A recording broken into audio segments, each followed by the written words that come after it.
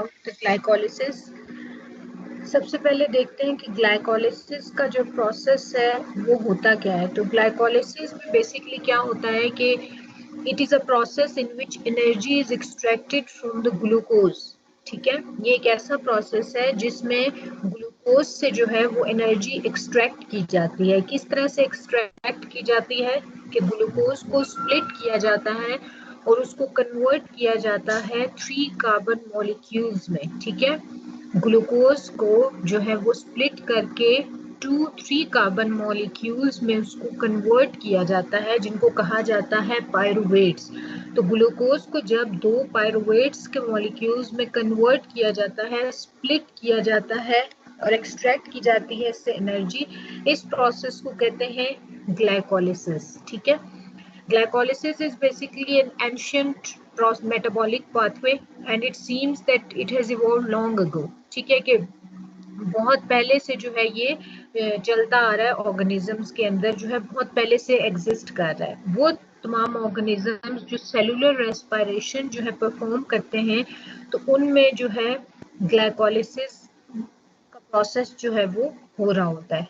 ठीक है, हाउएवर जो ग्लाइकोलिसिस है उसके लिए ऑक्सीजन की जरूरत नहीं होती और बहुत से जो एनारोबिक ऑर्गेनिजम्स हैं उनके अंदर भी ये पाथवे जो है वो पाया जा रहा होता है। ठीक है, तो glycolysis is basically a series of reactions in which energy is extracted from glucose by splitting it into 2-3 carbon molecules which are known as pyruvates. Okay, and it is a two-step pathway in which glucose is oxidized into pyruvates. NAD plus is reduced to NADH plus H plus.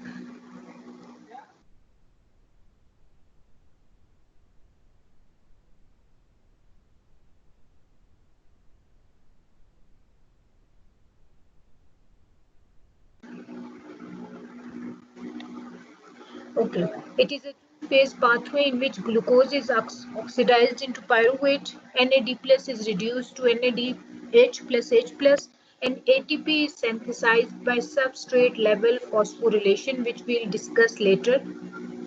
This pyruvate, which is formed in the glycolysis, then it moves into the Krebs cycle in an aerobic environment, and in Krebs cycle this pyruvate is reduced to lactate in an anaerobic environment. Okay, so कि glycolysis का phase जो है उसमें क्या है, तो glycolysis जो है साइटोसोल में सेल के अंदर। ठीक है, और ग्लाइकोलिसिस का जो प्रोसेस है इसको 2 मेन फेजेस में जो है वो डिवाइड कर दिया गया है, या it is ब्रेकन down into 2 main phases. एक उनमें से जो है वो है एनर्जी रिक्वायरिंग फेज। ठीक है, और दूसरी जो है वो है हमारे पास एनर्जी रिलीजिंग फेज। ठीक है, 2 फेजेस इसमें होती हैं, एक होती है जिसमें एनर्जी रिक्वायर होती है और एक होती है जिसमें एनर्जी रिलीज होती है, या फिर आप कह सकते हैं कि एक है जिसमें एनर्जी इन्वेस्टमेंट फेज हम कह रहे हैं जिसको, और एक को एनर्जी जनरेटिंग फेज कह रहे हैं। अब जो एनर्जी रिक्वायरिंग फेज होती है, इस फेज में जो स्टार्टिंग मॉलिक्यूल होता है, जैसे कि आपको नजर आ रहा है ग्लूकोज जो है, ठीक है, इसकी रीअरेंजमेंट होती है। ठीक है, इसकी रीअरेंजमेंट किस तरह से होती है कि इसके साथ जो है 2 फॉस्फेट ग्रुप्स अटैच हो जाते हैं। ठीक है, अब जब फॉस्फेट ग्रुप्स ग्लूकोज के साथ अटैच होंगे तो ये इसको मॉडिफाइड शुगर बना लेंगे which is known as fructose 1,6 bis phosphate. यानी 1 पोजीशन नंबर 1 पे कार्बन की ग्लूकोज में, पोजीशन नंबर 6 पे क्या होगा, फॉस्फेट ग्रुप से अटैच हो जाएंगे। और ये फॉस्फेट ग्रुप्स कहाँ से हैं कि 2 एटीपी के मॉलिक्यूल जो है वो यूटिलाइज होंगे। ठीक है, एनर्जी रिक्वायरिंग फेज है तो 2 एटीपी रिक्वायर्ड होंगे यहाँ से, जब ये ब्रेक डाउन होंगे इनटू एटीपी यानी इनऑर्गेनिक फॉस्फेट, तो ये जो फॉस्फेट ग्रुप है ये अटैच होगा कार्बन नंबर 1 पे और कार्बन नंबर 6 पे। ठीक है, और क्या बनाएगा, fructose 1,6 bis phosphate. It is unstable. ठीक है, क्योंकि ये जो फॉस्फेट्स हैं ये कहाँ से आ रहे हैं, ये आ रहे हैं एटीपी से, तो 2 मॉलिक्यूल्स जो एटीपी के हैं वो यूटिलाइज होंगे इस स्टेप के दौरान। ठीक है,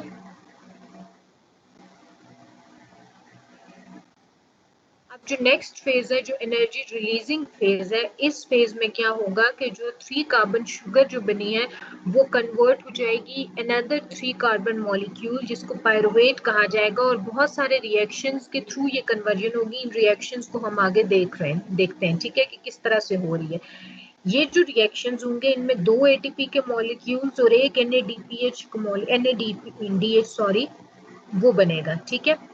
क्योंकि ये फेज जो है 2 बार हो रहा होगा, इट टेक्स प्लेस ट्वाइस, ठीक है। क्यों ट्वाइस हो रहा होगा कि 2 कार्बन मॉलिक्यूल है, ठीक है, 3 कार्बन मॉलिक्यूल्स है, ठीक है। तो हर एक के लिए एक एक बार ये साइकिल हो रहा होगा, इसलिए टोटल जो एटीपी बनेंगे वो 4 बनेंगे और 2 NADH बनेंगे, जिसमें से 2 एटीपी यूटिलाइज हो जाएंगे और 1 NADH यूटिलाइज हो जाएगा, ठीक है। अब इसकी जो कंप्लीट अंडरस्टैंडिंग है उसके लिए हम स्टेप वाइज इस प्रोसेस को देख लेते हैं कि किस तरह से ये जो प्रोसेस है ये हो रहा है, ठीक है। Hold on for a second so that I can add the other students.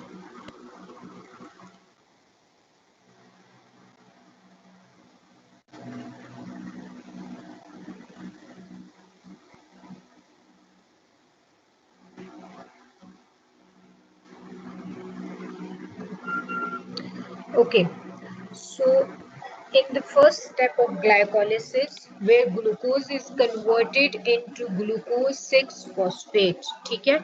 तो इसमें क्या होगा कि एक जो फॉस्फेट ग्रुप है वो ट्रांसफर होगा एटीपी से टू ग्लूकोज, ठीक है। ये ग्लूकोज का मॉलिक्यूल है, इट इज 6 कार्बन मॉलिक्यूल, ठीक है।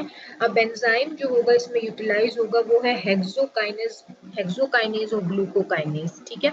अब इसमें होगा क्या कि a phosphate group is transferred from ATP to glucose, thus making glucose 6 phosphate, ठीक है। एटीपी से ग्लूकोज में क्या होगा कि ग्लूकोज जो है एटीपी से एक फॉस्फेट ग्रुप जो है वो ट्रांसफर होगा ग्लूकोज में, ठीक है। और ग्लूकोज को कन्वर्ट कर लेगा ग्लूकोज 6 फॉस्फेट में, यानी 6th पोजीशन पे जो इसका है वो क्या फॉस्फेट ग्रुप जो है वो अटैच हो जाएगा। ये जो ग्लूकोज 6 फॉस्फेट है it is more reactive than the glucose, ठीक है। ये जो है ये ज्यादा रिएक्टिव है ग्लूकोज से, and the addition of phosphate group also traps glucose inside the cell since glucose with a phosphate can't readily cross the membrane, ठीक है। क्योंकि अब क्या होगा कि जब फॉस्फेट ग्रुप अटैच होगा तो ये जो ग्लूकोज है ये ट्रैप हो जाएगा इनसाइड द सेल, क्योंकि जो ग्लूकोज जिसके साथ फॉस्फेट ग्रुप अटैच हो वो इजीली जो है वो मेम्ब्रेन को क्रॉस नहीं कर सकता, ठीक है। तो फर्स्ट स्टेप में क्या हुआ कि ग्लूकोज के साथ जो है अटैच हुआ कार्बन नंबर 6 पे फॉस्फेट ग्रुप कहाँ से आया, जब एटीपी ने जो है फॉस्फेट ग्रुप एक जो है वो सप्लाई किया to glucose and converted it into glucose 6 phosphate, 6th position पे जो है यहाँ पे क्या अटैच हुआ फॉस्फेट ग्रुप, और एटीपी जो है वो ब्रेक डाउन हुआ इनटू एडीपी यानी इनऑर्गेनिक फॉस्फेट, ठीक है। So hexokinase is the enzyme which is found in most tissues and it makes glucose available to tissues at low blood glucose levels, ठीक है। Now step 2, अब step 2 में क्या हुआ कि ग्लूकोज 6 फॉस्फेट जो है वो कन्वर्ट हुआ into its isomer which is known as fructose 6 phosphate, ठीक है।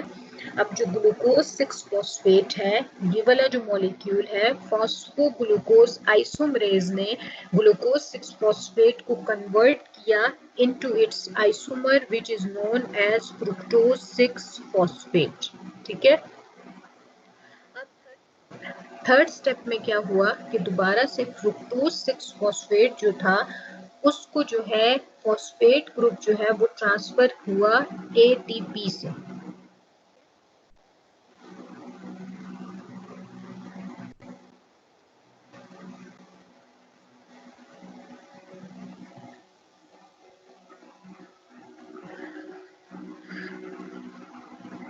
so in the third step phosphate group is transferred from ATP to fructose 6 phosphate thus producing fructose 1,6 bis phosphate, ठीक है। This step is catalyzed by the enzyme phosphofructokinase 1, ठीक है।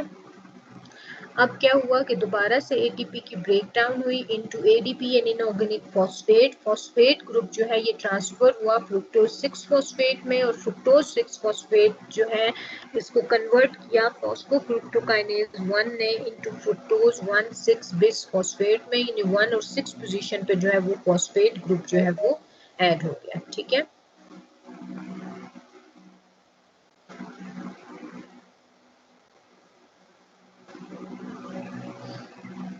Now moving towards the fourth and fifth step. अब fourth step में क्या हुआ हमारे पास कि अब ये जो फ्रुक्टोज 1,6 बिसफॉस्फेट है ये स्प्लिट अप हो गया। ठीक है, स्प्लिट हो गया और इसने क्या बना लिए, 3 कार्बन शुगर्स के 2 मॉलिक्यूल्स बनाए। ठीक है, एक बनाया इसने DHAP that is di hydroxy acetone phosphate. ठीक है, और दूसरा इसने बनाया ग्लिसरल्डिहाइड 3 फॉस्फेट।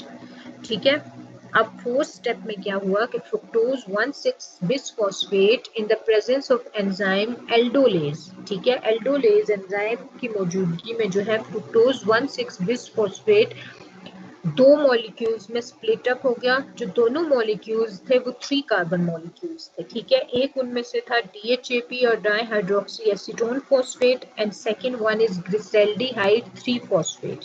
ठीक है, ये जो दोनों मॉलिक्यूल्स हैं DHAP एंड ग्लिसरल्डिहाइड 3 फॉस्फेट ये आइसोमर्स हैं एक दूसरे के, they are isomers of each other. ठीक है, लेकिन इनमें से क्या है कि सिर्फ एक जो है glyceraldehyde 3 phosphate can directly continue through the next steps of the glycolysis। ठीक है, अब ग्लिसरल्डिहाइड जो 3 फॉस्फेट है सिर्फ ये जाता है next step of the glycolysis में। जो डाईहाइड्रोक्सी एसीटोन फॉस्फेट है वो कन्वर्ट हो जाता है इनटू ग्लिसरल्डिहाइड 3 फॉस्फेट में।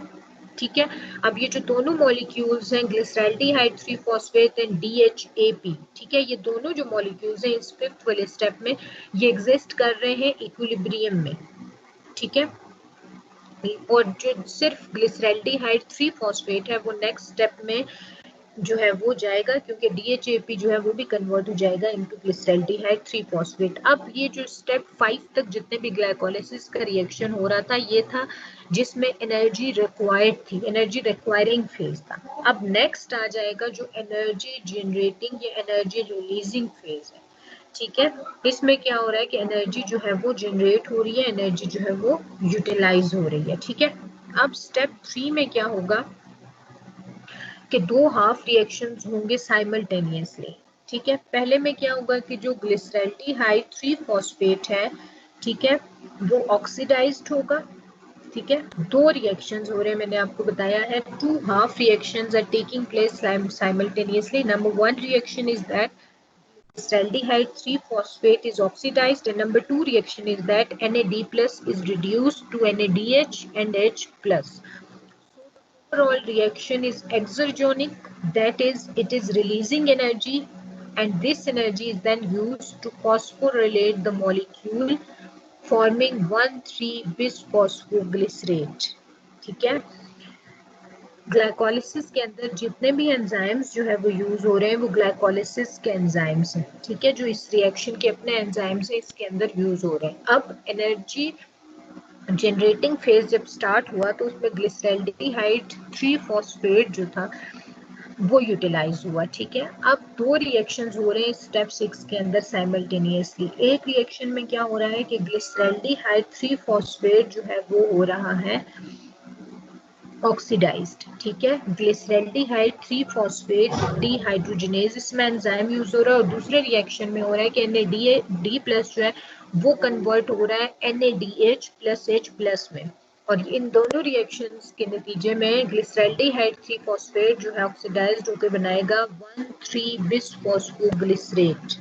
ठीक है, वन पोजीशन नंबर 1 पे एंड पोजीशन नंबर 3 पे जो है फॉस्फेट ग्रुप जो है इसमें अटैच हो जाएगा। ठीक है, नाउ मूविंग टूवर्ड्स स्टेप 7। इसमें क्या होगा कि 1,3 बिसफॉस्फोग्लिसरेट जो है वो अपना एक फॉस्फेट ग्रुप है वो डोनेट कर देगा ADP को, और मॉलिक्यूल बनेगा यहाँ पे ATP का। ठीक है, और कन्वर्ट हो जाएगा 1,3 बिसफॉस्फोग्लिसरेट जो है इनटू 3 फॉस्फोग्लिसरेट, यानी कि जो पोजीशन नंबर 1 पे फॉस्फेट ग्रुप था 1,3 बिसफॉस्फोग्लिसरेट में, वो डोनेट किया 1,3 बिसफॉस्फोग्लिसरेल ने एडीपी को, ठीक है, एडीपी कन्वर्ट हो गया एटीपी में, और 1,3 बिसफॉस्फोग्लिसरेट जो है वो कन्वर्ट हो गया इनटू 3 फॉस्फोग्लिसरेट में। ठीक है, ये सबस्ट्रेट लेवल फॉस्फोरिलेशन हो रही है कि एंजाइम में जो है ये सबस्ट्रेट मौजूद है जो कंबाइन करेगी उस फॉस्फेट ग्रुप के साथ जो डोनेट किया है 1,3 बिसफॉस्फोग्लिसरेट ने, और एडीपी जो है वो इस फॉस्फेट के साथ मिलके बना लेगा एटीपी। ठीक है,